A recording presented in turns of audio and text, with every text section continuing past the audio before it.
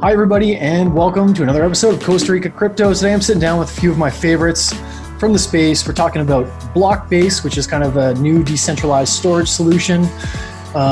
Ricardo, it's a pleasure to have you back once again. Ricardo, of course, is the CEO. And today we're joined by Diogo, who is the head of development. Ricardo, for anybody who missed our first interview, do you just want to give a quick introduction, who you are, and what Blockbase is? Okay. Hi, Matt. First, thank you very much for being here. I'm Ricardo, and I'm the founder of Blockbase.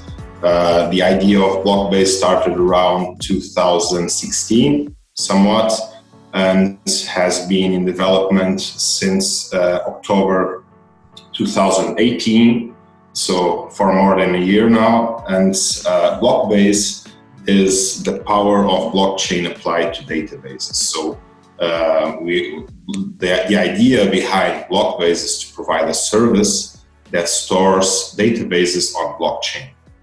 So it has a lot of new security involved that traditional databases do not have. So basically, it in just one phrase, that's what Blockbase is. Yeah, that's perfect. And today, of course, we're joined by Diogo. And Diogo, I know that you're kind of the lead developer on this project. What does the project mean to you? And how's it been working on it? What are some of the challenges? What do you love? What's been kind of an uphill battle? And what's your overall impression of your time spent working on Blockbase?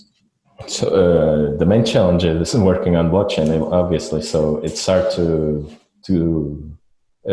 get people who have experience in blockchain. Me myself, the first time I worked on blockchain was here with Ricardo.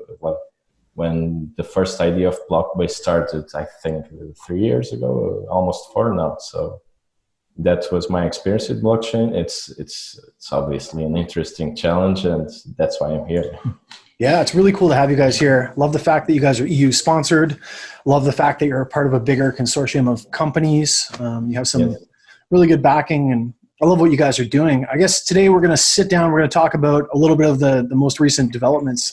Right, Ricardo? You guys are now into a testnet environment, and you've got the sandbox kicking. So I'm going to throw it over to you and kind of get you to walk us through what's going on with Blockbase and what the latest news is.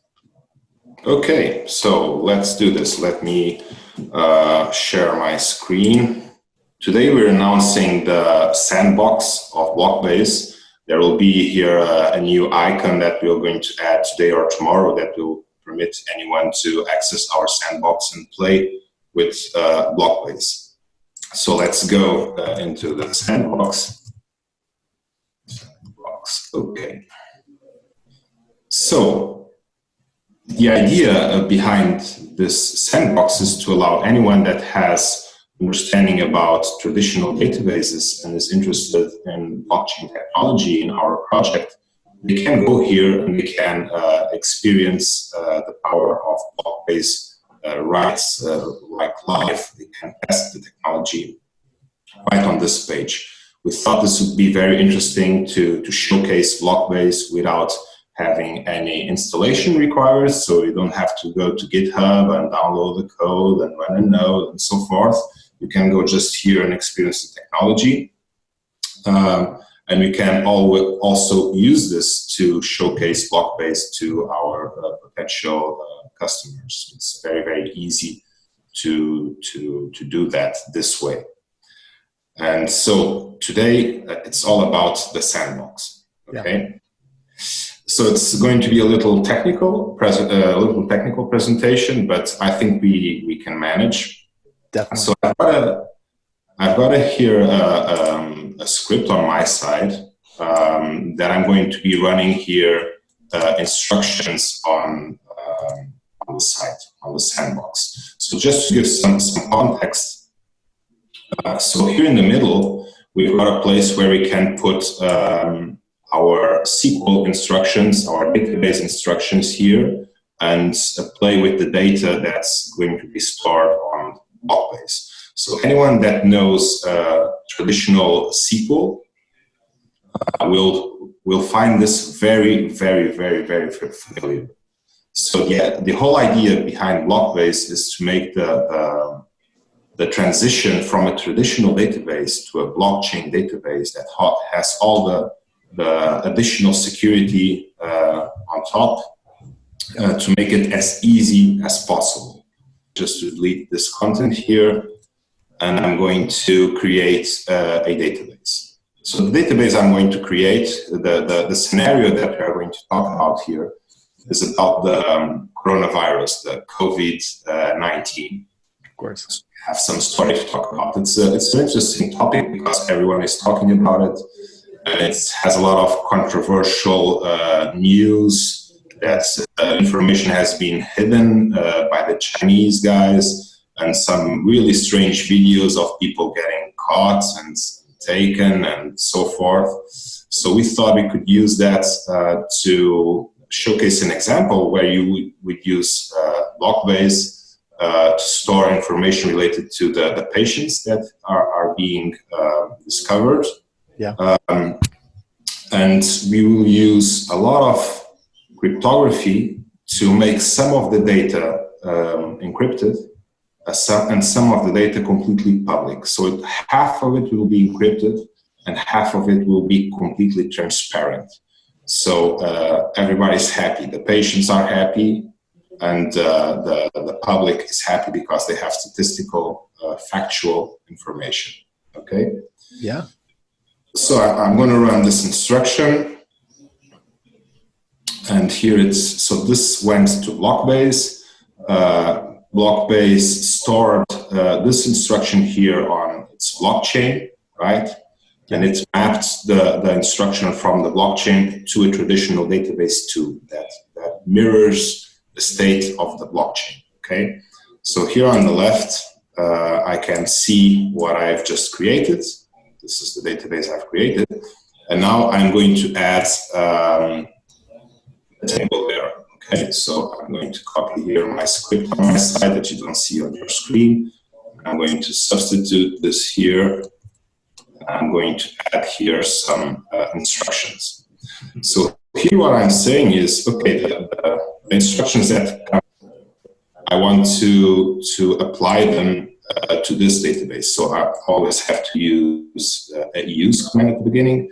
And then I've got a create table command. It's going to create a table in my database. The table is going to be called location, and it's going to have 3 main columns. So ID, country, and city. Okay. Yeah. And there's a lot of exclamation points here. That's not traditional on a normal SQL language. And the exclamation points are telling blockbase that the table name and the columns are not going to be encrypted. Okay, so this is going to be public information. Okay. Yeah. So I'm going to run this. And now it's so they say it was executed successfully. And if I go here, I'm going to have my table, and it's got the columns that I added. Okay, so let's add a more interesting table here. It's actually a really good use for an encrypted database. Yeah. It's funny, yeah. I like that. It's smart. Okay, so here we've got a more complex table. So the table patient will not be encrypted, the name. The ID will not be encrypted, but the national identifier number will be encrypted. The age will be encrypted. Its condition will not be encrypted. The nationality will be encrypted. The name will be encrypted. The blood type won't. The residence location won't. And this references the other table, so it's connected to the other table. And also the infection location references the other table.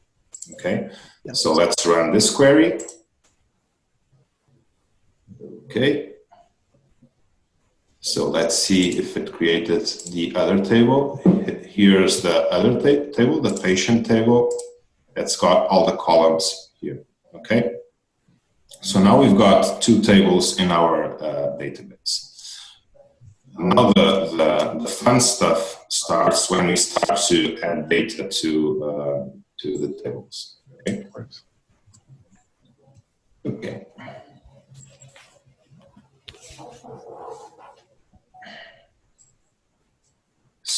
now I'm adding here a lot of data related to locations. So this will be very familiar to someone who knows a traditional SQL.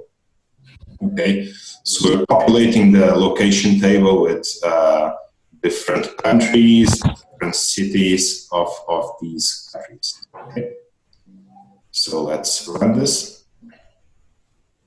And now we can go to the table locations, and we can select the rows, and it tells me here the data that I inserted. So this data is completely decrypted. I've got two options here to select the rows and select the rows decrypted. Since the data that we're inserting here is completely decrypted, it's indifferent if I run one or the other, it will return the same results. But now I'm going to add the patient data, and now it's going to become a little crazy. So just bear with me, please. Take your time. This is actually really fascinating on my end. I've never seen anything done in this type of a fashion. I think that there's a lot of use cases. We can get into that after, but this is interesting to watch. Okay, so here I'm going to insert these records into the patient table, and some of the information here is going to get encrypted and some is not going to get encrypted. So let's run the query. Executed successfully. So let's go to the table, patient table, and let's select the information decrypted first. So here's the information decrypted. Let's see the information that's really on the database.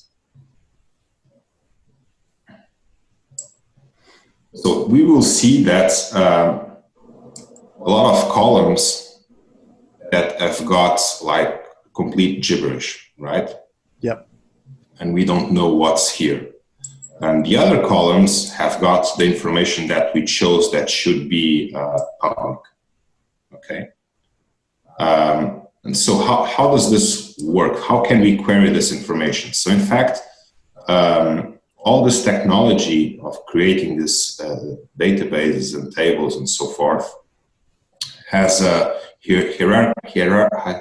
hierarchical structure of keys and cryptography. So in fact, I could give you the key for this column alone, and you could decrypt only this column and look at only this column, right? So it's hierarchical. From a parent key, you can generate all the child keys and get all the information. So perhaps someone has access to a whole table, someone has access only to a column, and someone has access to the whole database. Okay. Okay, so let's move forward. Now the interesting stuff starts when we want to, for example, filter data. Okay. So here on the patient data, let me query this decrypted. You'll see that we've got the age here, and the age is encrypted. In fact, this is information that is encrypted. But if you want to query it, and you've got the keys to query it, and this so this session here has all the keys. So this part here to show it decrypted and encrypted is to tell you what's in fact stored on the database, and you can compare one thing with the other. So this query here is going to filter all the patients that have got an age that is equal or above to 25 and an age inferior to 50. But this information is encrypted in the database. So here we are looking at the decrypted version, but the real version that's there, it's this one. So you don't have any age information there, right? Yeah. So let's run this.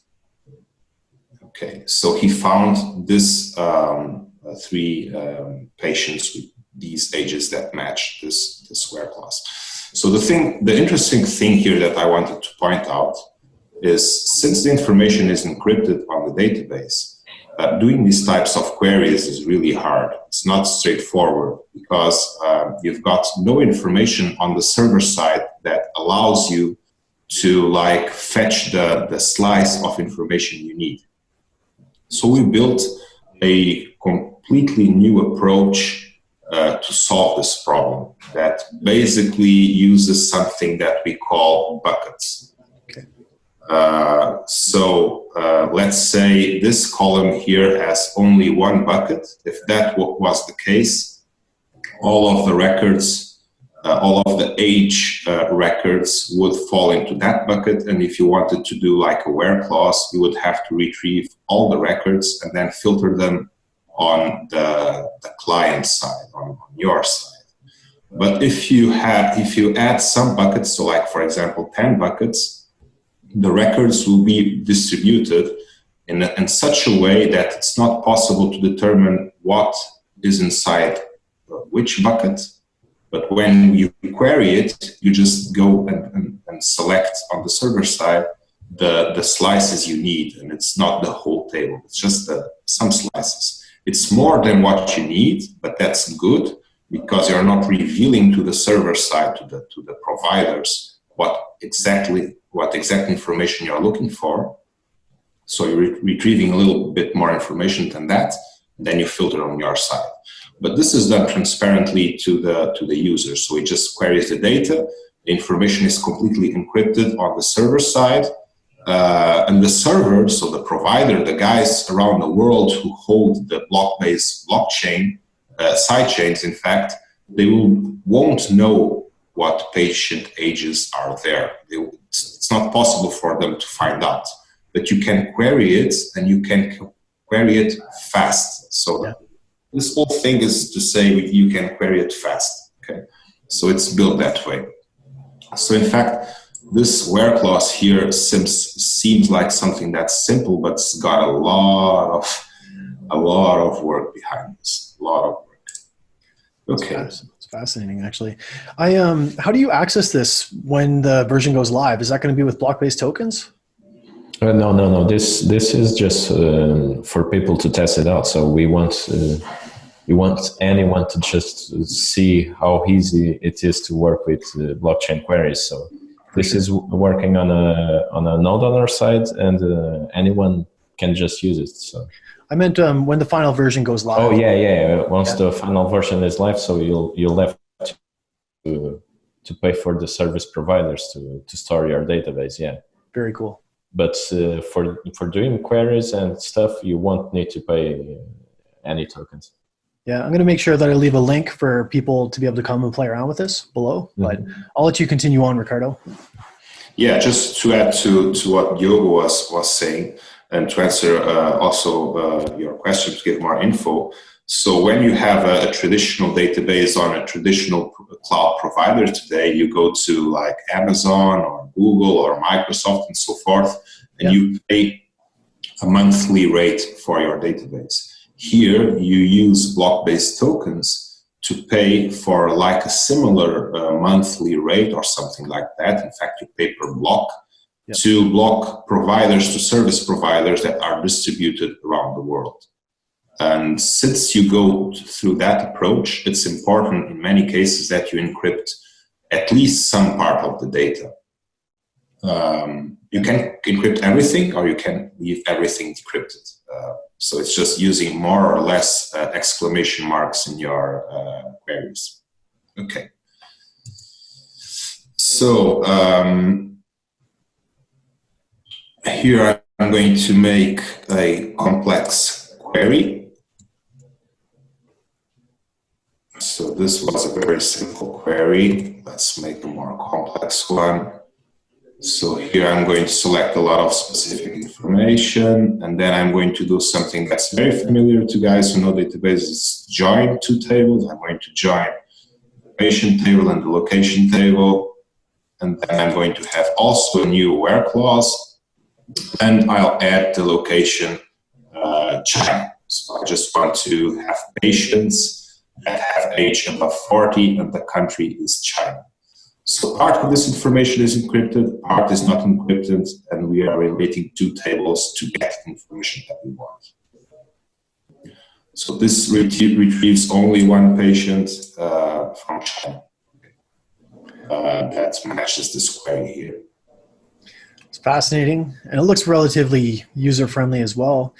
Obviously, you've been kind of speaking to various clients. Who are the types of clients who are expressing interest in using Blockbase, and why? Yeah, we've had some clients talk to us that some are curious to understand, in fact, what blockchain is and how it's applicable. Because a lot of people talked about blockchain, and a lot of big companies talk about blockchain in conferences here in Portugal, but they don't know exactly what they're talking about. They're just using the buzzword. Yeah. So we've been contacted by companies that want to understand the potential of blockchain. And we are showcasing Blockbase as a solution to a lot of problems related to, so in fact, to having data that is in fact true. Because when you don't have blockchain, all your data is potentially false. You don't have proof of anything. So you could change all the data before an audit or before a presentation or before a meeting or something like that. You can change everything. But when you've got blockchain, you've got proof that your data is real. One client that had a lot of interest in talking to us is from the medical area, of course. And they do logistics, so they transport medical supplies. And they want to use blockchain because, not just because they're interested, but because from the government side, they're pushing blockchain for medical related operations. Yeah. So in their case, what they said is, since we are transporting medical supplies, if there's some problem and someone is hurt or dies because, I don't know, a syringe or something that didn't work out properly, you have no way to escape from the truth of the information of everything that happened to that medical supply along its path from creation to transport to delivery to purchase. Yeah. So that's why they're pushing it to use blockchain. And I think we've got a perfect match for them. Absolutely. I think so too. I think there's a lot of reasons why you would want to use blockchain, of course, right? Uncorrupted, as you said, just a summation. You can't corrupt it. The data is only, of course, as accurate as the data that you input. But once the data is in there, it can't be changed. You can encrypt it and kind of, as you said, and as you demonstrated, separate the various columns and the various parts of information using different keys, which is also a really interesting feature. I don't have to tell you, I've already told you before, I think it's an amazing use case. I love to see like real business come into blockchain. And I think that this has a really, really good use case for just a ton of different industries, everything from medical to supply chain, I think voting, of course, and just kind of statistical information that you want to maybe segregate to various suppliers, whatever it might be. I love what you guys are doing, Ricardo. I can't say it enough. And it's great to finally see this come together. Yeah. And it's... Yeah. It actually, I mean, I'm not the most technical person. I've never pretended that I am, but looking at this, it seems to be something that I would be able to learn with a little bit of training relatively quickly. Would you agree with that? Yeah, you should be able to. In fact, Ricardo hasn't showed it yet, but we have the syntax on the sidebar where you can look up all kind of operations you can do on our database. So yeah. This is all here to help anyone to just try it. And it's built on EOSIO.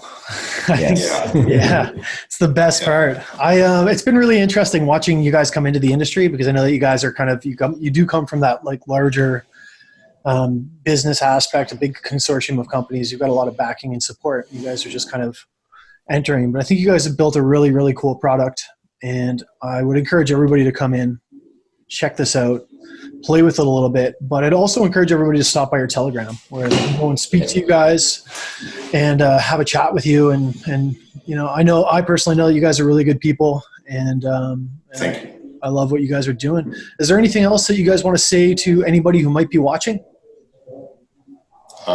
feel free to go to our sandbox. Exactly what I said. You finish these sections very, very well. So yeah. So sandbox, use it. Any questions, you can come by our Telegram. Yeah, we're always available. Absolutely. Well, gentlemen, I want to personally thank you guys for taking a little bit of time out to share this. I'm going to go and mess around with your database myself. I might not be the most technical person in the world, but I think this would be kind of fun for me. So thanks so much for coming on today. I'll make sure I leave all the appropriate links below. Go check out Blockbase. Go check out their Telegram. See what these guys are doing. I love it. It's great to see real business on EOSIO, and I hope you'll keep coming back and doing updates with me as the project evolves. Sure. Thank you very much. Thank you for having us. Thank you. Pleasure is all mine, guys. We'll talk to you soon and have a great day. See you. Talk to you soon. See you guys. Bye.